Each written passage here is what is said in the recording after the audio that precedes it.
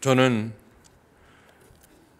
목사로서 설교하고 있지만 사회에서도 인문학 강의를 하는데 제가 담당하는 것은 죽음학입니다. 광화문에 있는 각당 문화재단이라는 곳에서 매 학기 죽음학교를 운영하는데 거기에 늘 나가서 죽음에 대해서 강의를 하였습니다. 요즘은 안 하지만. 그래서 오늘 이 드리는 예화, 스미스 박사에 대한 얘기는 사실입니다. 오늘 설교 주제는 생의 마지막 질문이라고 하는 아주 심각하기 짝이 없는 그러한 문제입니다. 잘 들으셔서 이 땅에서 하나님의 은혜를 누리며 잘 사시기 바랍니다. 미국 텍사스 주립대학 의과대학의 아주 저명한 심장병 전문의 스미스 박사가 어느 날 심장마비로 사망합니다. 동료와 제자들이 달려와 살려보려고 했지만 소용이 없었습니다. 그는 죽는 순간 자신의 육체로부터 분리되어서 죽어있는 자신의 육체와 사람들이 일으키는 그 모든 소동을 지켜보았습니다. 우리도 죽음의 순간 그렇게 됨을 잊지 마시기 바랍니다. 그리고 이어서 어두운 터널로 빨려 들어갔습니다. 얼마나 지났을까 밝은 빛 앞에 서게 되는데 거기에서 자신의 지난 과거들이 순식간에 전개되었습니다. 주로 지난날 자신이 남에게 했던 말이나 일, 그것이 무의식적이든 의도적이든 남에게 상처 주었던 그러한 일들입니다. 내가 저랬었구나. 그는 너무나 놀랐고 한편으로는 너무 부끄러웠습니다. 그때 한 음성이 들려왔습니다. 내 말로 다른 사람에게 얼마나 상처를 주었는가. 그 질문의 내용이었습니다. 이어서 똑같은 질문이 행해졌고 3번에 걸쳐서 내 말로 다른 사람에게 얼마나 상처를 주었느냐. 그런 질문을 들었습니다. 그리고는 다시 살아났습니다. 그렇게 살아난 스미스 박사는 학교에 안식년 휴가를 내고 전 세계를 돌면서 강연을 합니다. 강연의 제목은 마지막 질문입니다. 우리나라에서도 와서 강연을 하였습니다. 지금으로부터 한 20-30년 전일까요? 오래된 얘기입니다. 예수님께서 이 질문이 심판대에서 마지막 질문이 될 것이라고 말씀하십니다. 내가 너에게 이르노니 사람이 무슨 무익한 말을 하든지 심판날에 이에 대하여 신문을 받으리니 내 말로 의롭다함을 받고 내 말로 정죄함을 받으리라. 마태복음 12장 36절입니다. 무익한 말이란 그저 지나치는 말, 무심코 던진 말을 뜻합니다. 하지만 이런 말이라도 그것이 남에게 상처를 준 말이라면은 하나님 앞에 섰을 때 추궁을 받는다는 것입니다. 굉장히 심각한 말입니다. 사실 오늘 본문에서 예수님께서도 같은 뜻의 말씀을 하십니다. 너희가 비판하는 그 비판으로 너희가 비판을 받을 것이요 너희가 헤아리는 그 헤아림으로 너희가 헤아림을 받을 것이니라. 비판, 헤아림의 원래 뜻은 우리의 생각보다 훨씬 더 심각한 의미입니다. 아주 사소한 말로 가장 사랑하는 가족들에게 또 주변 사람들에게 하죠. 예. 뭐 머리띠를 했는데 아유 촌스럽게 그런 머리띠를 하고 있어 뭐 이런 거. 예. 그런데 그 비판 헤아림의 원래 뜻은 우리의 생각보다 훨씬 더 심각한 의미의 말입니다. 비판을 의미하는 헬라어 크리노는 정죄하다, 심판하다는 뜻입니다. 헤아림에 해당되는 헬라어 메트레오는 눈금이 새겨진 자로 수치를 측정하는 것을 말합니다. 네. 우리가 남을 비판하거나 헤아릴 때의 기준은 무엇입니까? 각자의 잣대로 합니다. 각자의 잣대로. 그 잣대, 자신의 기준에 맞지 않을 때 상대방을 비판하거나 비난합니다. 한번 가만히 생각해 보십시오. 얼마나 사소한 일로 상대방을 비판하는지. 자신과 다른 것을 너는 틀렸다라고 하는 경우가 굉장히 많이 있습니다. 네.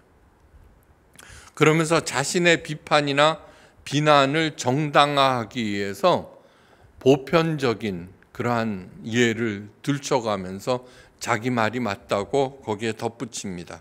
네. 얼마나 그런 일들이 많은지 상상할 수가 없습니다. 예. 천성적으로 느린 사람이 있습니다. 천성적으로 빠른 사람이 있습니다. 그런데 자기 기준에 맞춰서 너는 틀렸어, 잘못됐어, 그렇게 해서 어떻게 살아낼 수 있어 이렇게 얘기하고, 또 느린 사람은 그런 성깔머리로 어떻게 이 세상을 살 수 있냐고 서로 그런 비난과 비판으로 온 세상이 가득합니다. 그런데 비판이나 정죄를 하는 순간 자신의 기준이 하나님을 앞선다는 것을 절대로 잊어서는 안 됩니다. 절대로.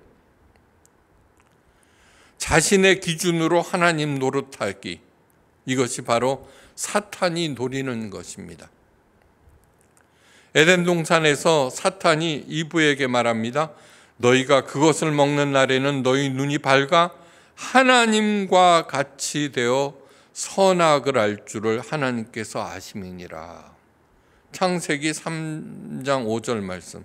너무너무 의미심장한 말입니다. 선악을 알게 하는 나무의 실과를 하나님께서 금하신 것이 에덴 동산에서 딱 하나입니다. 선악을 알게 하는 나무의 실과를 따먹지 말라. 그것을 따먹는 날에는 정령 죽으리라고 분명히 말씀하셨습니다. 그죠? 예. 지난 시간에도 말했죠. 어거스틴이 하나님을 가장 사랑하십시오. 그리고 마음대로 하십시오. 우리들은 하나님을 사랑하지도 않으면서 마음대로 하려고 합니다. 진심으로 하나님을 사랑하면은 하나님께서 금하신 선악을 알게 하는 나무의 열매를 절대로 따먹지 않을 것입니다. 예. 그런데 그 실과를 따먹었습니다. 그러자 하나님이 되었습니다. 하나님이 된다는 것은 하나님께서 정하신 기준은 물러가고 내 기준이 절대가 됩니다. 이 세상에서 가장 슬픈 것이 무엇이냐 하면은 자격이 없는 존재가 하나님 노릇을 하는 것입니다. 요즘에 청소년들, 그전에는 지나가던 어른들이 나무랬습니다. 근데 요즘엔 그랬다가 큰일 나죠. 왜요? 그 어리숙하고 잘못된 10살짜리 아이도 자기 기준이 하나님의 기준이 되어서 대든다는 얘기입니다. 그래서 세상이 이렇게 험악해졌습니다. 이것이 바로 사탄이 파놓은 비판과 정죄의 함정입니다. 이것의 무서운 점은 그 함정에 빠져 있다는 것을 절대로 스스로 깨닫지 못한다는 것입니다. 그래서 두 사람이 있으면은 두 하나님이 싸우는 것이 됩니다. 가정이, 교회가, 다 소란해집니다. 사탄은 하나님의 기준 대신에 각자의 기준으로 상대방을 서로 정죄하라고 부추깁니다. 그래야 손까딱하지 않고 에덴 동산을 지옥으로 만들 수 있기 때문입니다. 스카백 박사는 사탄은 non-being, 비존재로서 우리 털끝 하나 건드리지 못합니다. 사탄이 절대로 우리를 직접 털끝 하나도 건드리지 못합니다. 그런데 무엇으로 해요? 서로 불신하게 하면서, 미워하게 하면서, 정죄하게 하면서 서로를 파괴시켜 버립니다. 그래서 사탄은 철저한 파괴의 영이 되어버립니다. 우리가 남을 비판하고 판단하고 이렇게 할 때 내가 지금 현재 사탄의 노예로 움직이고 있구나. 그래서 내가 목숨 걸고 사랑했던 저 사람을 파괴시키려고 하는구나 라고 하는 것을 깊이 깨달으셔야 합니다. 깊이. 그럼에도 사람들은 왜 그토록 많은 비판과 정죄에 몰두하는 것일까? 그것은 무엇이냐면 비판이나 정죄가 사람을 고쳐주는 힘이 있다고 생각하기 때문인데 이것이 가장 큰 착각입니다. 비판이나 정죄는 사람을 고쳐주는 힘이 절대로 없습니다. 절대로 없습니다. 내 배 아파난 내 새끼가 왜 저 모양이 되었을까요? 내가 비난하고 이렇게 가르치면은 나아질 거라고 생각하기 때문입니다. 그런데 아니요. 날이 갈수록 점점 반항만 하게 됩니다. 비판이나 정죄를 받고 자신을 돌아보는 사람은 극소수입니다. 그런데 그는 이미 훌륭한 인간입니다. 훌륭한 인간. 거의 모든 사람들이 정죄를 당할 때 깊은 상처를 받습니다. 가까운 사람일수록 그 상처는 깊고 치명적입니다. 두 번째 착각은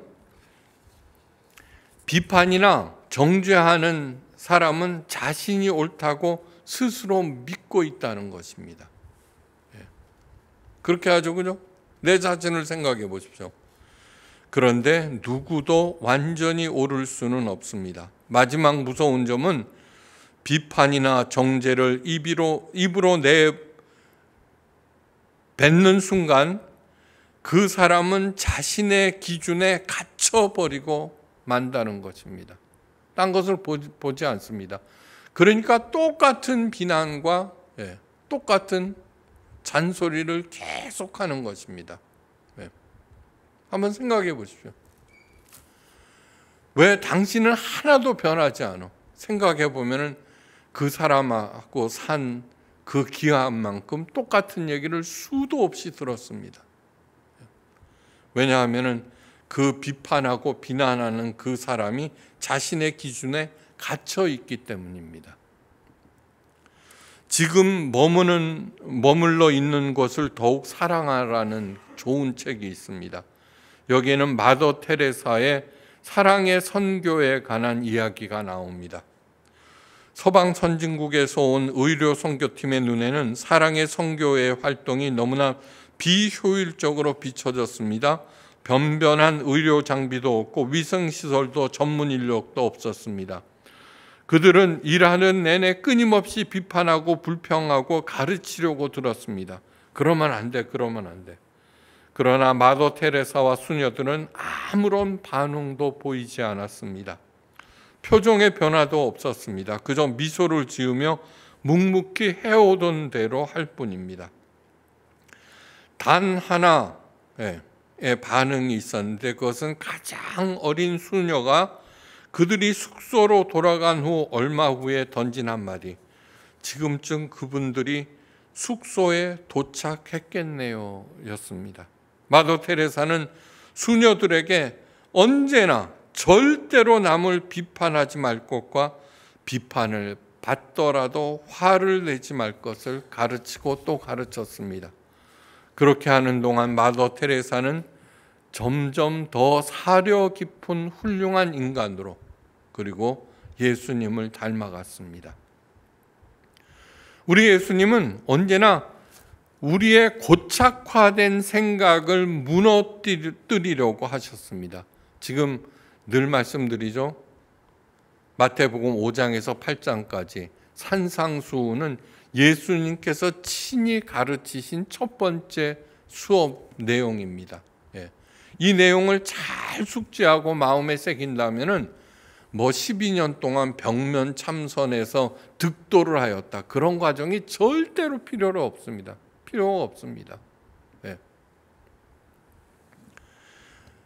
예수님은 언제나 우리의 고착된 생각을 무너뜨리고, 그래야지만 하나님의 은혜의 세계로 들어갈 수 있으며 더 큰 은혜 누리게 되어 마침내 30배, 60배, 100배의 결실을 맺는다는 것을 너무너무 잘 알고 계시기 때문입니다. 아담과 이브는 하나님께서 금하신 선악을 알게 하는 나무의 실과를 따먹습니다. 하나님의 기준을 버린 것입니다. 왜 따먹었느냐는 하나님의 질문 앞에서 아담과 이브는 서로에게 책임을 전가하기에 급급하였습니다. 하나님께서 내게 주셔서, 가로 열고 나는 원하지 않았지만 함께한 저 여자가 내게 줌으로, 가로 열고 가정의 평화를 위해서 할 수 없이 먹었나이다. 끝도 없이 책임을 전가합니다. 당연합니다. 서로의 기준과 생각을 고수하기 때문입니다. 그 결과는 에덴 동산에서의 추방입니다. 여러분, 에덴 동산은 여전히 이 땅에 존재합니다. 여전히 존재합니다. 진심으로 사랑하는 두 사람이 있다면 그 사람이 있는 곳은 바로 에덴 동산입니다. 비난하지 않고, 비판하지 않고, 언제나 두 사람이 다 하나님의 기준에 따라서 움직이는 그곳은 아무리 누추한 단칸방이라도 에덴 동산입니다. 다만 사람들이 서로 비판하고 정죄하느라 에덴 동산을 보지도 누리지도 못할 뿐입니다. 에덴 동산 회복의 유일한 길은 모두 다 하나님의 기준을 겸허히 받아들이고 그 기준으로 상대방과 세상을 바라보는 것입니다. 그러면 에덴 동산이 됩니다.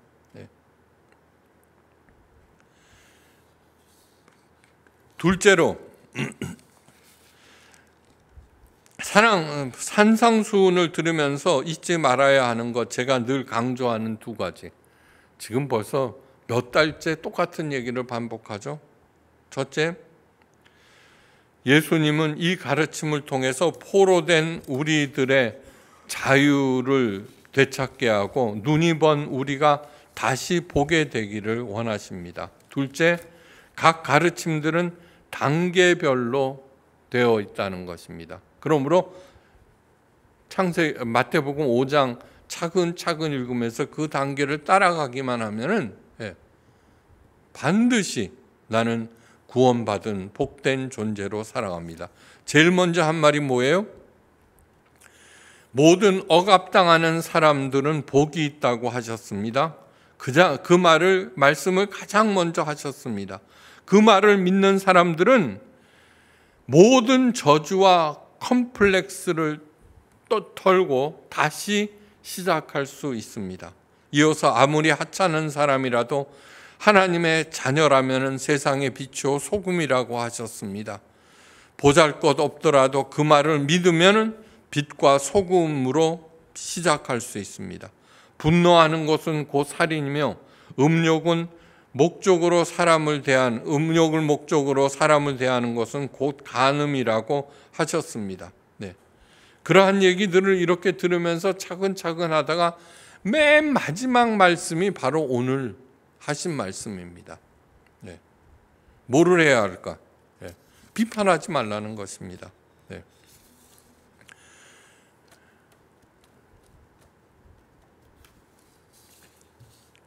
우리가 주목해야 할 말씀은 12절 말씀입니다.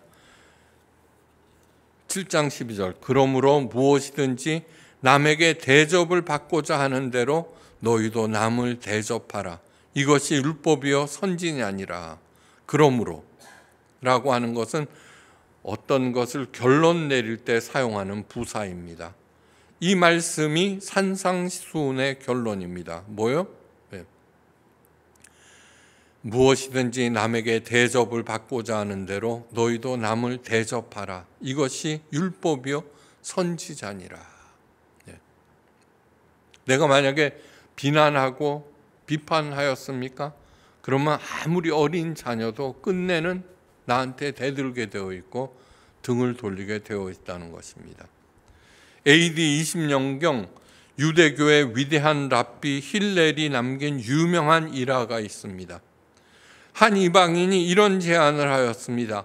자신이 외다리로 서 있는 동안 율법 전체를 가르쳐주면 유대교인이 되겠습니다. 그러자 힐렐이 즉시 이렇게 말합니다. 남이 당신에게 하기를 원치 않은 일을 당신도 남에게 하지 말라. 이것이 율법의 전부요 나머지는 다 이에 대한 주석이니라. 그러자 그 이방인은 감격하여서 그의 제자가 되었다는 일화입니다. 깊이 생각하십시오. 아무리 내가 옳고 정당하다고 하더라도 남을 비판하고 저주하는 순간 바로 그 비판과 저주로 하나님께서 내게도 하실 것이라는 얘기입니다. 에덴 동산은 절대 죽어서 가는 나라가 아닙니다. 상대방에 대한 정죄를 멈추고 서로 대접할 때 이 땅에서 순간 회복되어 버립니다. 먼저 우리의 가정과 교회가 서로를 대접함으로 에덴 동산으로 회복되기를 주님의 이름으로 축원합니다. 제가 44년 동안 설교를 하면서 그 설교를 통해서 남을 비판하거나 비난하거나 저주한 적이 한 번도 없습니다. 저는 목사로서 군림한 적이 단 한 번도 없습니다. 왜요? 이 말씀을 잘 알고 있기 때문입니다. 서로를 정죄하는 삶에서 벗어나는 첫걸음은 정죄는 하나님의 목심을 명심 또 명심하는 것입니다. 설사 비판의 내용이 옳다고 하더라도 쉽게 결론을 내리는 일은 항상 조심해야 합니다. 그렇다고 모든 잘못을 묵과하라는 것이 아닙니다. 잘못을 보고도 모른 채 하거나 못 본 채 하거나 아니요. 정죄는 하지 말되 언제나 해야 할 것이 따로 있습니다.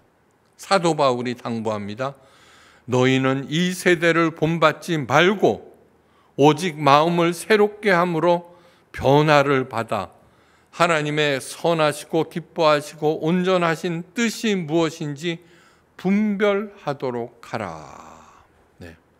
로마서 12장 2절입니다.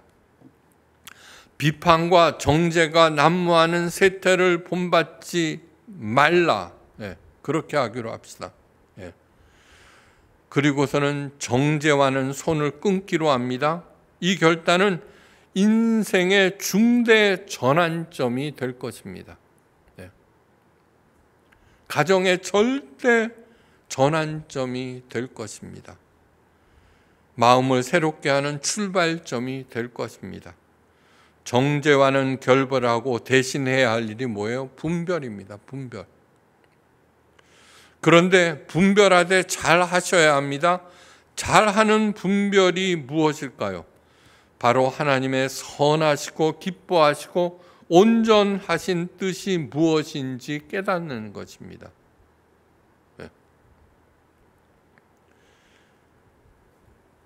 미타니 야스토 씨는 일본 셀러리맨들의 멘토로 추앙받는 그러한 인물입니다.